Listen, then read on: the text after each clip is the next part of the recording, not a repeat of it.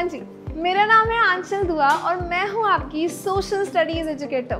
बच्चों, पिछली क्लास तक, पिछली वीडियोस तक हम लोगों ने ये पढ़ा था कि डेवलपमेंट के बारे में कुछ इंपॉर्टेंट चीज़ें, उसके बारे में हमने सीखा नेशनल डेवलपमेंट के बारे में, फिर हमने पढ़ा एवरेज इनकम के बारे में। नेशनल डेवलपमेंट के बारे में हमने पढ़ा कि एक्चुअल में नेशनल डेवलपमेंट से रिलेटेड सबके परसेप्शंस अलग हो सकते हैं। अब अगर परसेप्शंस अलग हैं तो डेवलपमेंट हो के रहेगी, लेकिन फिर भी कंपेयर करने के लिए हम नेशनल इनकम या टोटल इनकम का यूज़ करते हैं। अब अगर हमको टोटल इनकम का यूज़ करना है तो कंट्री की टोटल पॉपुलेशन की इनकम को प्लस कर दो, वो नेशनल इनकम या टोटल इनकम आ जाएगी। लेकिन उसके अलावा एक अच्छी चीज़ हमने पढ़ी थी, वो थी एवरेज इनकम के बेसिस पे स्टेट्स को, कंट्रीज को या फिर रीजन्स को कंपेयर करना। उसके बिहाफ पर अगर हम कंपेयर करने के लिए जाएंगे तो बढ़िया चीज़ हम लोगों ने देखी थी कि वो भी डिस्पैरिटीज़ को हाइड करता है, बट स्टिल वो एक अच्छा मेजर है। एक इस चीज़ को आज और डिटेल में समझते हैं कि एवरेज इनकम के अलावा भी चीज़ें होती हैं जो ये दिखाते हैं कि कंट्री डेवलप्ड है या नहीं है। इसका एग्जाम्पल हम 3 स्टेट्स के साथ में लेते हैं। ऑफ कोर्स जब आप यहाँ पर एवरेज इनकम को देख रहे होंगे तो आप यहाँ पर देखेंगे कि Haryana is the most developed state.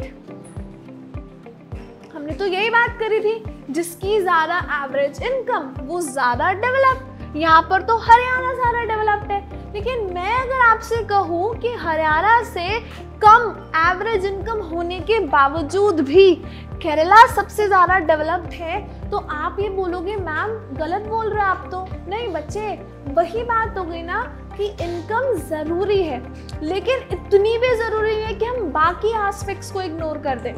Kerala के अंदर ऑल्दो कम इनकम है, कम एवरेज इनकम है कंपेयर टू हरियाणा, लेकिन केरला और भी 3 चीज़ों में आगे है हरियाणा से। वो 3 चीज़ें कौन सी हैं, पहले उसको समझते हैं। Infant mortality rate. Infant mortality rate indicates the number of children that die before the age of 1 year as a proportion of 1000 live children born in that particular year. हर 1000 बच्चों में से कितने ऐसे बच्चे हैं जो 1 साल की उम्र से पहले ही चले जाते हैं इस दुनिया से। बात समझ में आ गई? उसको कहते हैं इन्फेंट मोर्टालिटी रेट। दूसरा we have is literacy rate. Literacy rate measures the proportion of literate population in the 7 and above age group. 7 या 7 से ऊपर के ऐसे कितने लोग हैं जो जेन्युइनली पढ़े लिखे, तो उसको कहते हैं literacy rate. Third up we have is net attendance ratio.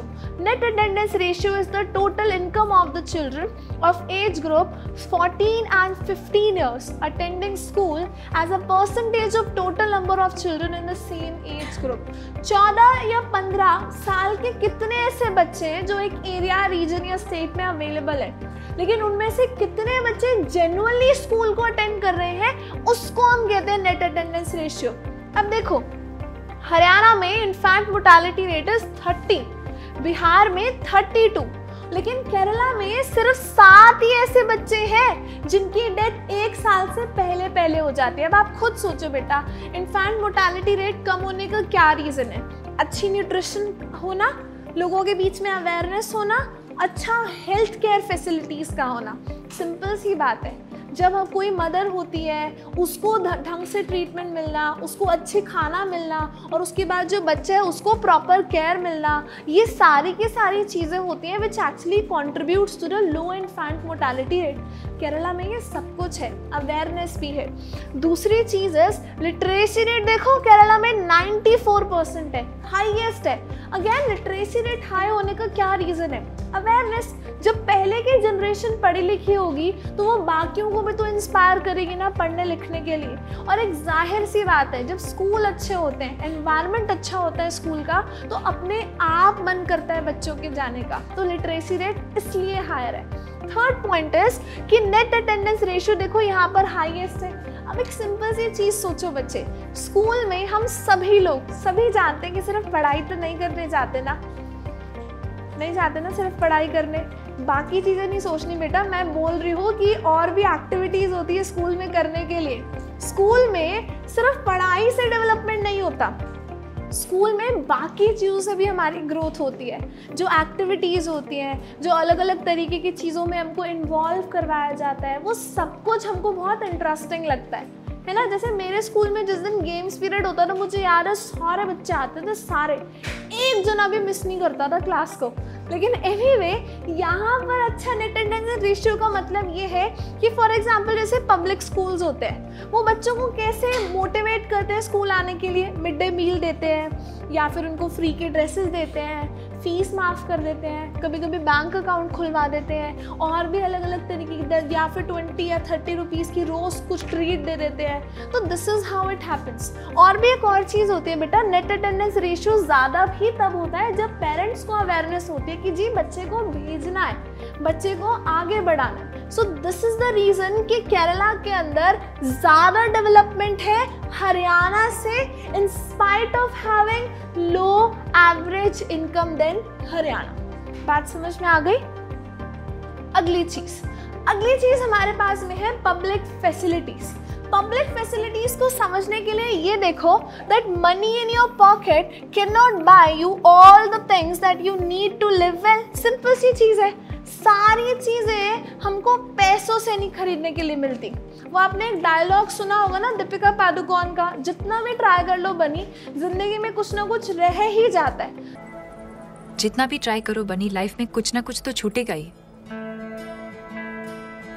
तो जहाँ है वहीं का मजा लेते ना। तो सिंपल बात है, जितने भी पैसे कमा लो बेटा जी, जिंदगी में कुछ ना कुछ चीजें आपको तभी मिलेंगी जो वो आसपास के लोग लेना चाहेंगे। इसी को कहते हैं पब्लिक फैसिलिटीज। हमारे गार्ड अंकल हो गए, हमारे पास में डॉक्टर्स हो गए, हमारी अच्छी ट्रांसपोर्टेशन हो गई, हमारे टीचर्स हो गए, ये सब कुछ आपको तब मिलता है जब आपके एरिया में वो सब कुछ अवेलेबल हो। इसका एक एग्जाम्पल देती हूँ। मेरी ना एक कज़न है, वो ना रायकोट रहती है ना, पंजाब के अंदर एक प्यारा सा टाउन है रायकोट। अब वहाँ जब वो कॉलेज में थी ना, तो वो रायकोट से लुधियाना जाकर ट्रैवल करती थी कॉलेज जाने के लिए। मालूम है क्यों? क्योंकि उसके टाउन में कोई कॉलेज ही नहीं है। ऐसा नहीं कि उसका टाउन बेकार है, बहुत अच्छा है, कभी आप जाना, वहाँ पे बड़ी प्यारी खुशबू आती है। देखो वही बात हो गई ना, हमारे यहाँ पे पॉल्यूशन इतना है, वहाँ पे चीज़ें बड़ी मस्त है, तो जाना कभी। लेकिन स्कूल तो नहीं है ना वहाँ पे, क्योंकि वहाँ पे यूथ ही नहीं है, बच्चे इतने नहीं है पढ़ने वाले। जब पब्लिक फैसिलिटीज ही नहीं होंगी तो बच्चों को वहाँ से शिफ्ट करके जाना पड़ेगा ना। सिंपल सी चीज़ है। तो इसका मतलब ये होता है कि आपकी जेब में पैसे हैं, दैट कैन नॉट इंश्योर कि आपको पॉल्यूशन फ्री एनवायरनमेंट मिलेगा। सिंपल बात है, दिल्ली के अंदर बढ़िया चीज़ें मिलती है आपको, लेकिन पॉल्यूशन भी बढ़िया मिलता है फिर, तो वो कोई फ़ायदे वाली बात नहीं है। तो पैसों के अलावा क्या आप ये इंश्योर कर सकते हो कि कभी भी बीमारी नहीं होगी कहीं? आप ऑफ कोर्स प्रिकॉशनरी मेजर्स ले सकते हो, लेकिन क्या जब कोविड हुआ था तो ये देख के हुआ था कि इसकी जेब में पैसे कितने हैं? नहीं ना, सबको हो रहा था ना, मोस्टली सारे लोगों को हो रहा था। इसके अलावा क्या आप ये इंश्योर कर सकते हो कि अनअडल्ट्रेटेड मेडिसिन आपको ना मिले? नहीं ना। और जैसे मैं पहले एग्जांपल दे रही थी, आपका फ्रेंड सर्कल, आप जिस कम्युनिटी में रहते हो, वहाँ के लोग, आप जिस तरीके की जगहों पर ट्रैवल करते हो, वो सब कुछ आपको तब डेवलप मिलता है जब कम्युनिटी एज अ होल उस चीज़ के लिए डिमांड करती है।